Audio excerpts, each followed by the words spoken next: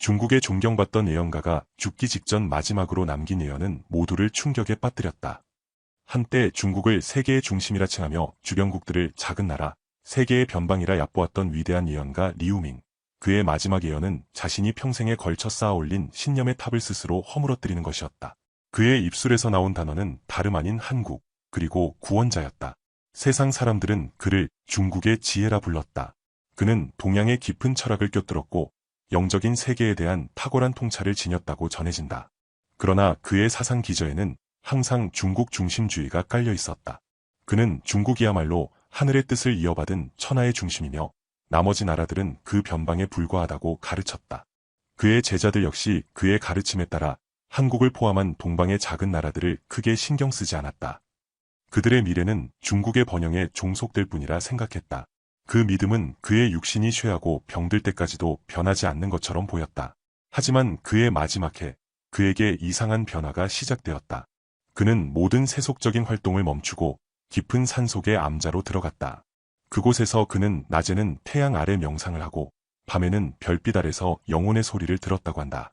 그리고 어느 날 그의 입에서 뜻밖의 예언이 흘러나왔다. 그의 예언은 이제까지의 모든 가르침을 뒤집는 것이었다. 그는 중국의 번영이 아닌 인류 전체의 파멸을 경고했고 그 파멸의 끝에 찾아올 구세주의 탄생을 예고했다. 그리고 그 구세주의 고향이 바로 그가 평생 변방이라 칭했던 한국이라고 말했다. 2025년 이후 세계는 지금까지 경험하지 못한 새로운 혼돈 속으로 빨려 들어갈 것이라고 그는 단언했다. 북방의 거대한 사자와 서방의 맹금 사이의 충돌은 끝없이 이어지고 대륙을 덮친 검은 안개는 사람들의 삶을 무너뜨릴 것이라고 예고했다. 경제는 파멸하고 사회는 붕괴하며 인류는 희망의 빛을 잃어버릴 것이라고 했다. 그는 이 혼돈의 시기가 인류의 역사를 송두리째 뒤흔들 것이며 모든 사람들이 스스로를 구원할 방법을 잃어버리는 가장 어려운 시기가 될 것이라고 말했다. 이 예고가 얼마나 끔찍한 진실을 담고 있는지 그 누구도 감히 짐작할 수 없었다. 그의 제자들은 그의 말이 노쇠한 정신에서 나온 망상일 뿐이라고 여겼지만 그의 눈빛은 그 어느 때보다도 맑고 확고했다. 그는 말했다. 혼돈의 끝자락, 가장 깊은 절망의 순간에 하나의 등불이 켜질 것이다. 그 등불은 동방의 끝자락, 그 나라에서 오리라. 그의 목소리는 나지막했지만 그 말 속에는 거부할 수 없는 힘이 담겨 있었다. 그리고 그는 그 등불, 즉 세계를 구원할 구세주에 대해 구체적인 특징들을 설명하기 시작했다. 그가 한국을 지목한 이유는 무엇이었을까? 왜 그는 평생의 믿음을 버리고 변방이라 여겼던 땅에서 인류의 미래를 찾았다고 말했을까? 그가 남긴 유언은 인류의 미래를 건 가장 충격적인 진실이었다. 그의 마지막 유언을 기록한 제자들의 회고록에 따르면 스승 리우밍은 평생을 천하의 중심이라 믿었던 중국의 운명에 대해 깊은 고뇌를 해왔다고 한다. 그는 끊임없이 동서고금을 막론하고 세상의 흐름을 예측하려 노력했으며 그 과정에서 수많은 환상과 영적인 계시를 접했다고 전해진다. 그러나 2020년대 중반에 이르러 그는 자신이 보았던 미래의 조각들이 더 이상 중국의 흥망성쇠에만 국한되지 않는다는 것을 깨달았다. 그가 본 것은 인류 전체의 거대한 소용돌이였고 그 중심에는 자신이 알지 못했던 미지의 힘이 존재했다. 리우밍은 수년간의 영적 수련을 통해 자신의 영혼을 한 단계 끌어올리는 작업을 진행했다. 그는 미래를 보는 것을 넘어 미래의 근본적인 원리와 흐름을 이해하려 했다. 그는 고대 도가의 신법을 연마하고 우주의 에너지와 교감하는 법을 배웠다고 한다. 그리고 그 깊은 명상 속에서 그는 자신의 영혼이 시공간을 초월하여 한국의 땅에 다다르는 신비한 경험을 하게 된다. 처음에는 그저 환상이라고 치부했다. 그러나 그 환상은 반복되었고 매번 더욱 선명하고 강력한 계시로 다가왔다. 그의 환상 속에서 한국은 마치 모든 기운이 모이는 태극의 형상을 하고 있었으며 그곳에서 거대한 영적 에너지가 뿜어져 나오는 것을 보았다고 한다. 그가 그 에너지를 구원의 빛이라고 느꼈을 때 그는 자신의 평생 믿음이 얼마나 편협했는지 깨달았다고 한다. 그는 중국이 하늘의 뜻을 받은 나라라는 믿음을 버리고 이제 인류를 구원할 진정한 천명이 한국에 있음을 직감하게 된다. 그의 유언에는 다음과 같은 말이 기록되어 있다. 내가 평생 믿어 의심치 않았던 중심은 실은 씨앗이었을 뿐이다. 진정한 꽃은 변방의 작은 땅에서 피어날 것이니 그곳이야말로 미래의 진정한 뿌리다. 이러한 깨달음은 그에게 엄청난 고통과 혼란을 주었다. 그는 자신의 제자들과 주변 사람들에게 자신이 본 것을 이야기했지만 그들은 스승이 노망났다고 비웃었다. 수십 년간 중국의 영광만을 예언했던 스승이 갑자기 한국을 칭송하며 구세주가 나타날 것이라니 그들에게는 받아들이기 힘든 충격이었다. 하지만 리우밍은 그들의 조롱에 아랑곳하지 않았다. 그는 남은 생을 한국에서 나타날 성인에 대한 예언을 정리하는 데 바쳤다. 그는 동양의 여러 예언서들을 탐독하고 그 안에 숨겨진 비밀스러운 단어들을 해독했다. 그리고 그 모든 문자들이 가리키는 궁극적인 방향이 한국의 한 성인임을 확신하게 된다. 그는 자신의 예언이 추측이나 희망사항이 아님을 강조했다. 그것은 자신이 직접 체험하고 깨달은 진리에 기반한 것이라고 했다. 그는 인류가 겪을 대혼란이 물질적 재앙을 넘어선 인간의 영혼이 진화하는 과정에서 오는 필연적인 고통임을 역설했다. 그리고 그 고통의 끝에서 인류를 새로운 차원으로 인도할 구원자가 나타날 것이라고 했다. 그렇다면 그가 본 그 성인은 과연 누구이며 어떤 특징을 지니고 있을까? 그리고 그 성인은 정확히 언제, 어디에 나타날 것인가? 미래의 가장 어두운 시기에 등장할 빛에 대한 그의 예언은 이제부터 더욱 구체적인 모습을 드러낸다. 우리는 지금부터 그가 남긴 가장 신비롭고 중요한 내용에 귀를 기울여야 할 것이다.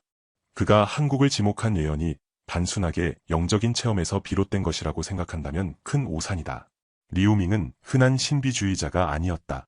그는 천문, 지리, 풍수, 그리고 고대의 기록들을 모두 아우르는 박학다식한 인물이었다. 그의 예언은 감정이나 직관이 아닌 수많은 학문적 탐구와 영적인 통찰이 융합된 결과물이었다.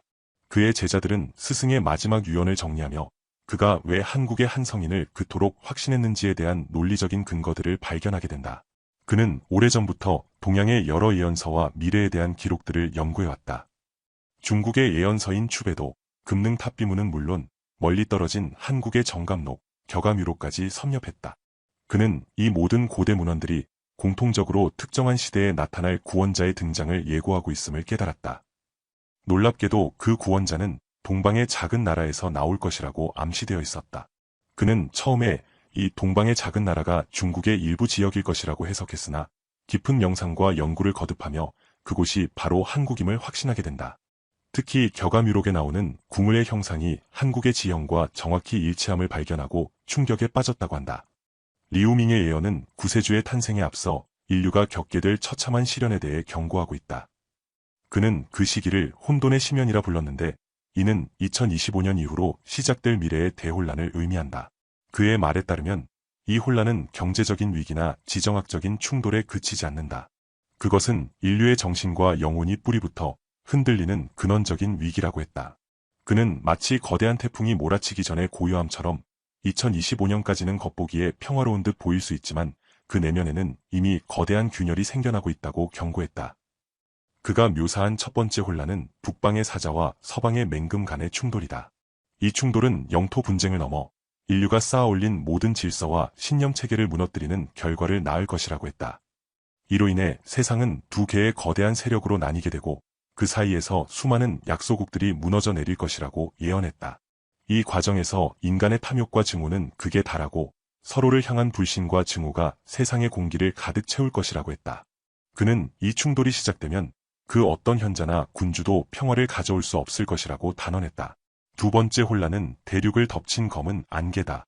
이 안개는 사람들의 몸과 마음을 동시에 병들게 하는 재앙을 의미한다. 그는 이 검은 안개가 마치 살아있는 생물처럼 대륙을 떠돌며 사람들의 숨통을 조여올 것이라고 말했다.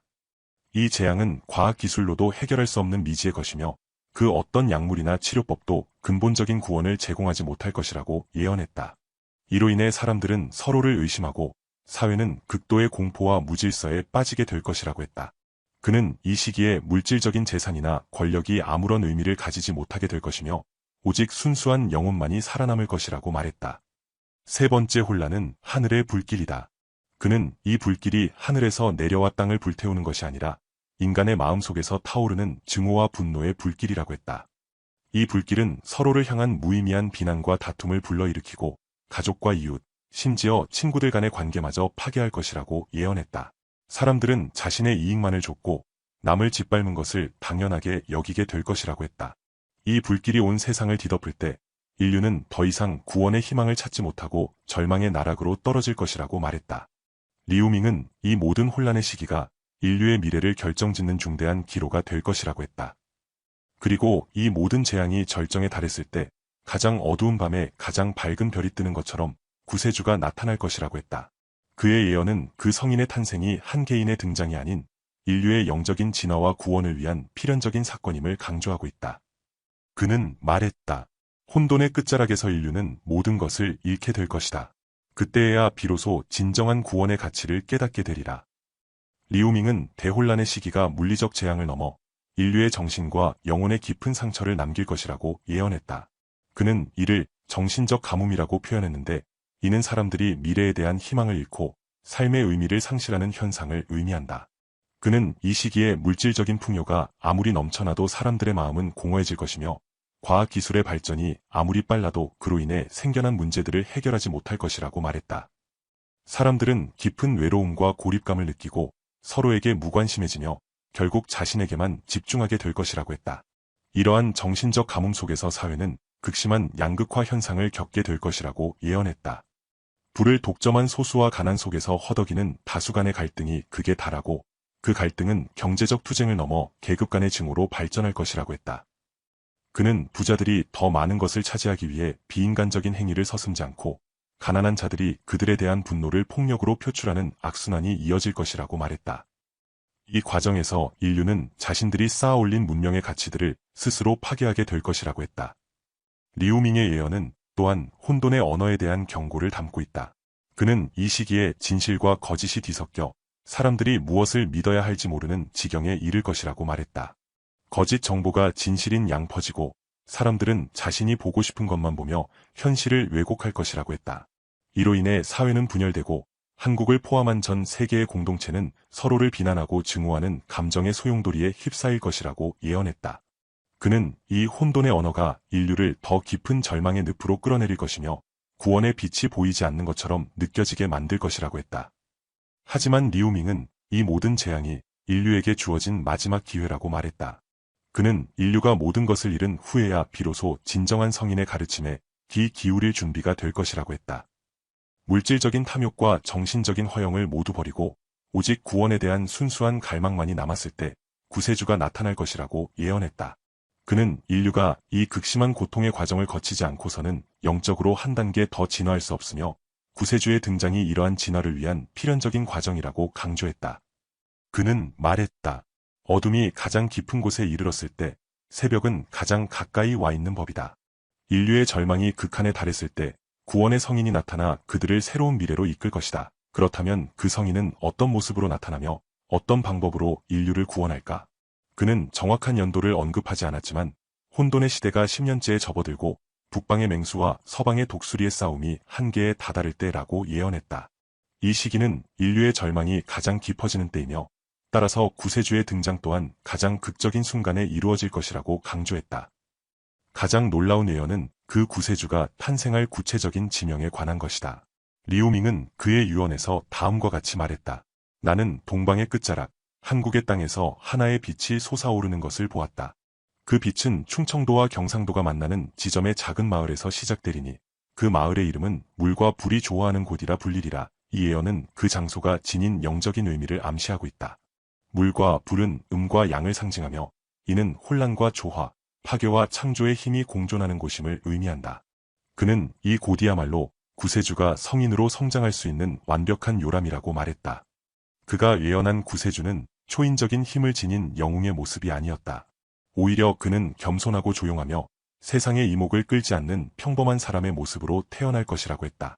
그는 물질적인 부나 권력을 탐하지 않을 것이며 오직 진리와 사랑을 추구하는 삶을 살 것이라고 했다. 그의 예언에 따르면 구세주는 어린 시절부터 남다른 지혜와 통찰을 보일 것이며 세상의 고통을 자신의 고통처럼 느끼는 깊은 공감 능력을 지니고 있다고 했다. 그는 고대 예언서들이 묘사하는 진인의 모습과 정확히 일치했다. 리우밍은 구세주의 탄생이 곧 인류의 새로운 미래가 시작되는 신호탄이라고 말했다. 그의 예언은 구세주가 모든 인류를 구원할 궁극적인 해답을 가져올 것이라고 했다. 그러나 그는 구세주가 나타난다고 해서 모든 문제가 마법처럼 해결되는 것은 아니라고 경고했다. 구세주는 인류에게 올바른 길을 제시할 뿐, 그 길을 걷는 것은 결국 인류 자신의 몫이라고 말했다. 그는 구원이 외부에서 오는 것이 아니라 구세주의 가르침을 통해 내면에서 이루어지는 것임을 강조했다. 그렇다면 이 성인은 어떤 능력을 지니고 있으며 어떤 방법으로 인류를 구원하게 될까? 그리고 그가 한국이라는 작은 나라에서 태어난 이유는 무엇일까? 그는 충청도와 경상도가 만나는 지점의 작은 마을을 영적인 태양과 달이 교차하는 곳이라고 묘사했다. 이곳은 수많은 예언가들이 미래의 구원자가 나올 것이라고 점쳤던 신성한 땅이었다. 그는 이 지점에서 태어나는 성인은 한반도의 기운을 받는 것을 넘어 동방의 모든 영적인 에너지를 응축하여 태어날 것이라고 예언했다. 이 에너지는 그의 영혼을 순수하게 만들고 인류를 구원할 초월적인 힘의 원천이 될 것이라고 말했다. 리우밍은 구세주의 탄생 시기에 대해 더욱 구체적인 단서를 남겼다. 그는 예언에서 세 번째 봄이 오고 두 번째 용이 울부짖을 때라는 알 수 없는 말을 남겼다. 그의 제자들은 이 말이 인류가 구원의 희망을 완전히 잃었을 때 구세주가 세상에 자신을 드러낼 것임을 암시한다고 해석했다. 즉, 구세주는 어린 시절부터 성인의 길을 걷지만 그의 존재가 세상에 알려지는 시점은 인류의 절망이 극한에 달했을 때라는 것이다. 이는 마치 밤이 가장 깊을 때 비로소 새벽이 오는 것과 같았다. 가장 흥미로운 예언은 구세주가 지닌 초월적인 능력에 대한 것이었다. 리우밍은 그가 단순히 기적을 행하는 존재가 아니라고 했다. 그의 진정한 능력은 마음의 언어를 읽고 영혼의 병을 치유하는 것이라고 말했다. 그는 구세주가 사람들의 진실한 마음을 꿰뚫어보고 그들의 깊은 상처와 고통을 이해하며 그들에게 진정한 구원의 길을 보여줄 것이라고 했다. 이 능력은 혼돈의 시대에 만연할 거짓과 분노의 미래를 바로잡는 가장 강력한 도구가 될 것이라고 예언했다. 그는 또한 구세주가 사람들에게 잃어버렸던 진정한 사랑과 용서의 가치를 일깨워줄 것이라고 했다. 리우밍은 자신의 예언이 중국의 영광을 이야기하지 않는다는 이유로 수많은 제자들에게 비난을 받았다. 하지만 그는 자신의 예언이 중국뿐만 아니라 인류 전체의 구원을 위한 길임을 강조했다. 그는 한국에서 탄생할 구세주가 동양의 지혜와 서양의 정신을 모두 아우르는 새로운 가르침을 펼칠 것이라고 말했다. 그는 이 가르침이 인종과 국경을 초월하여 모든 인류를 하나로 묶는 강력한 힘이 될 것이라고 예언했다. 그는 말했다. 나는 내가 본 것을 그대로 전할 뿐이다. 미래의 성인은 한국이라는 작은 나라에서 오지만 그의 등불은 온 세상을 비출 것이다. 그의 유언은 이제 그 구원자의 구체적인 모습과 그가 인류를 구원할 방식에 대한 더욱 놀라운 비밀들을 드러낼 것이다. 리우밍이 예언한 구세주는 세상의 권력을 탐하는 정치적 리더가 아니다. 그의 유언에 따르면 성인은 사람들이 잃어버렸던 진정한 리더십의 의미를 되찾아 줄 것이라고 했다. 그는 힘으로 사람들을 굴복시키는 대신 사랑과 지혜로 사람들의 마음을 움직일 것이라고 예언했다. 그의 리더십은 명령과 통제가 아닌 봉사와 희생에 기반할 것이며 그를 따르는 사람들은 두려움 때문이 아니라 순수한 존경심으로 그를 따르게 될 것이라고 했다. 그는 구세주의 가장 큰 힘은 통합에 있다고 보았다. 인종, 국경, 종교를 초월하여 분열된 인류를 하나로 묶는 놀라운 능력 말이다. 리우밍은 구세주가 인류를 구원할 구체적인 방법을 다음과 같이 예언했다. 첫째, 그는 영혼의 거울을 통해 인류의 진정한 모습을 비춰줄 것이라고 했다. 이 거울은 외부의 혼란이 아닌 내면의 어둠과 상처를 보게 하는 힘을 지니고 있다. 그는 사람들이 스스로의 그림자를 직면하고 그 그림자를 빛으로 변화시키는 방법을 가르쳐 줄 것이라고 했다. 이는 구원이 외부의 힘이 아닌 개인의 내면적 변화에서 시작됨을 의미한다. 둘째, 그는 조화의 언어를 사용할 것이라고 했다. 이 언어는 물질 문명과 영적 세계, 과학과 철학이 서로 모순되는 것이 아니라 상생하는 것임을 깨닫게 하는 것이다. 그는 이 새로운 언어를 통해 인류가 잃어버린 균형을 되찾게 할 것이라고 예언했다. 그의 예언은 또한 구세주가 인류에게 새로운 생명의 법칙을 제시할 것이라고 했다. 이 법칙은 자연과 인간, 그리고 우주가 하나로 연결되어 있음을 깨닫게 하는 것이다. 혼란의 시대의 사람들은 자연을 파괴하고 서로를 착취하며 살아갔지만 구세주는 진정한 번영이 상생과 공존에서 온다는 것을 보여줄 것이라고 했다. 그는 인류가 자연과의 조화를 되찾고 서로를 존중하며 살아갈 때 진정한 미래가 열릴 것이라고 말했다. 이 새로운 법칙은 기존의 모든 사회적, 경제적 시스템을 근본적으로 변화시키는 힘을 지니고 있다고 했다. 리우밍의 예언은 한국에서 탄생할 구세주가 한국만을 위한 성인이 아님을 다시 한번 강조한다. 그는 구세주가 한국이라는 작은 나라에서 태어난 이유가 그곳이 모든 기운이 응축된 태극의 땅이기 때문이며 동시에 동양과 서양의 문화가 만나는 지점이기 때문이라고 말했다. 그의 예언에 따르면 구세주는 한국의 문화를 통해 새로운 사상과 정신을 전 세계에 퍼뜨릴 것이라고 했다. 그의 가르침은 물결처럼 퍼져나가 모든 인류의 마음을 정화하고 새로운 시대를 여는 불씨가 될 것이라고 했다. 리우밍의 마지막 유언은 인류가 어떻게 구원의 길로 나아갈 수 있는지에 대한 깊은 철학적 통찰이 담겨 있었다. 그는 구세주의 등장이 모든 문제를 한꺼번에 해결해주는 마법 같은 사건이 아니라 인류가 스스로 성인의 가르침을 받아들이고 변화할 준비가 되었을 때 일어나는 필연적인 미래임을 강조했다. 그는 구세주가 인류에게 손을 내밀 때 그 손을 잡는 것은 결국 우리 자신의 의지와 선택에 달려있다고 말했다. 그는 자신의 예언이 중국 중심의 사상에서 벗어나 한국을 인류 구원의 희망으로 지목한 이유를 다시 한번 설명했다.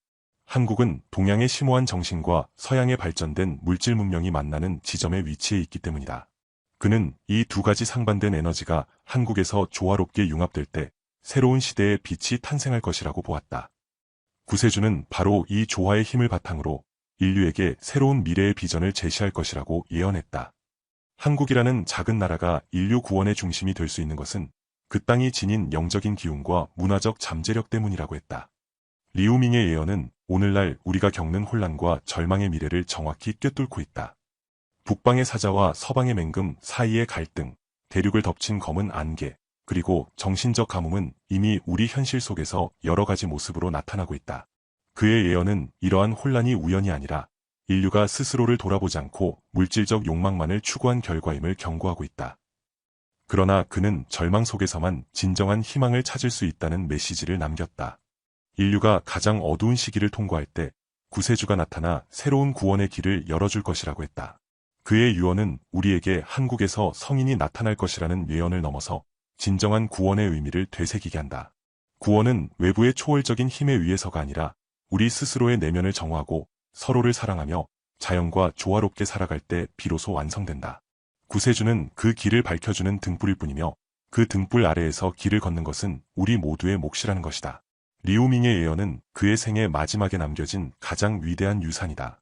중국을 세계의 중심이라 믿었던 한 예언가가 자신의 모든 신념을 뒤엎고 한국을 구원의 땅으로 지목했다는 사실은 이 예언이 단순한 이야기가 아님을 보여준다.